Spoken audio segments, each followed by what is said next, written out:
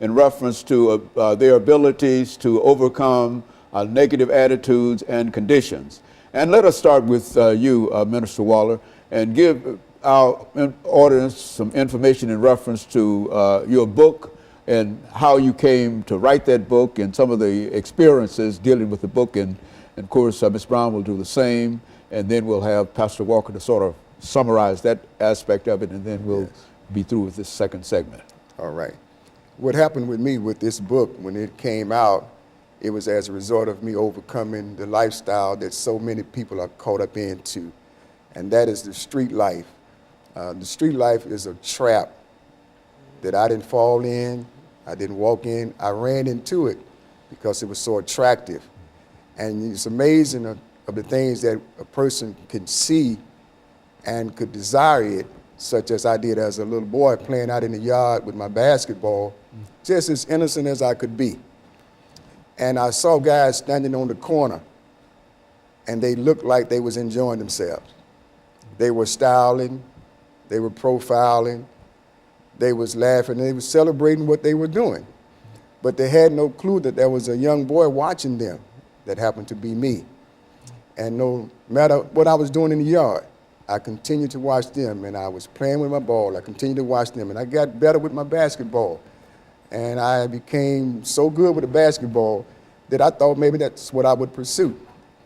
Little did I know the power that I saw with what they were doing was more stronger than the basketball I had in my hand. And so the game fell in my hand, and I would say that because it's a trap. And I ended up taking over the community during my era, and people started to follow me, and they all ran into the ditch as I did.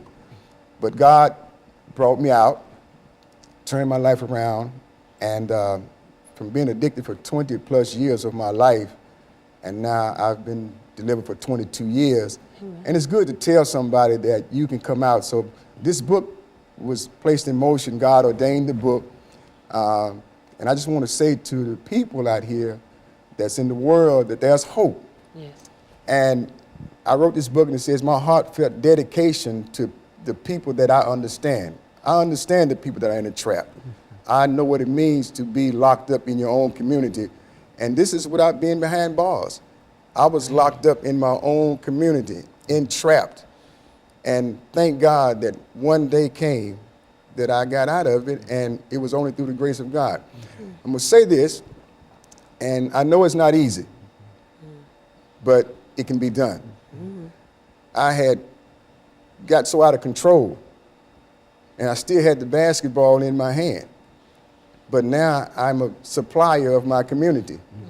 And so as life moved on, make a long story short, I ended up on 16th and Joe Johnson. I come off of 40th in West Nashville. Ended up on 16th and Joe Johnson one night, and the Spirit of God spoke to me, which I didn't even know. And he told me to go to church. And all I can think about was going to church just as I was. So I'd been up all night, and so when the morning sun came out, I just ended up going to the church. I put me a suit on, and I went on up into the church. But the thing about how I went, I brought my trouble with me, because I used to hear people say trouble wouldn't last always and things like that. So I brought drugs with me to the church and did drugs in the church and things like that, because the pain was so severe, I was willing to try anything except what I've already been doing. So that's just the take about this book, man. And I thank God that he inspired me to write this book so it can help a generation of young people, as Pastor Walker was saying. You know, he's a very good friend of mine. I'm very inspired by what he has done before me. And it calls me to just continue to push on, because he spoke about God a lot. And I knew then, I said, now here's a man that speaks about God no matter who's around. Right. And I was inspired by that, because when I was on drugs, I used to do drugs everywhere I went. I mean, that's just the way, it was a way of life. I did it every day. I was addicted. It had control of my life. That's why they call it a controlled substance, because it will control your life, or at least that's what it did for me. Okay, Ms. Brown. Yes. Minister Brown. Yeah, thank you, Dr. Haney.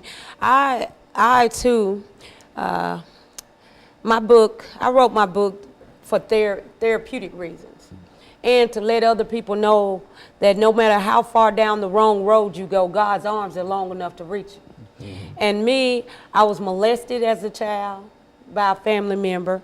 Then I married at a young age, 16 years old, and married to try to get out of the house, and happened to marry a pedophile, and he impregnates my 13-year-old babysitter, and the baby born on my birthday, and so I was too young to deal with any of that. So I was emotionally scarred, and turned to crack myself, and I smoked crack for almost 15 years and went down the wrong road. But it's amazing that no matter how far down the wrong road you go, God will still have his hand on you. I knew at a young age that I was supposed to be one of God's preachers.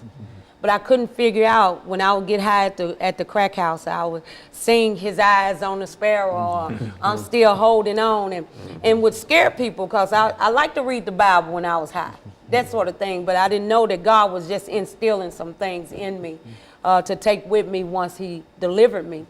So even in writing the book, you know, I got cut off from my family.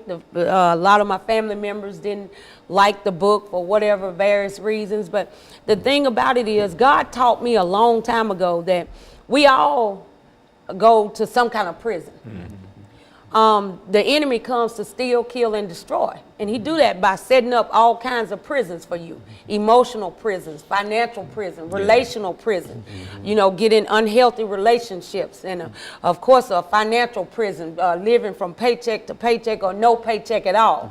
But what God taught me was, no matter what type of prison the enemy set up for you, the key to any prison is your praise.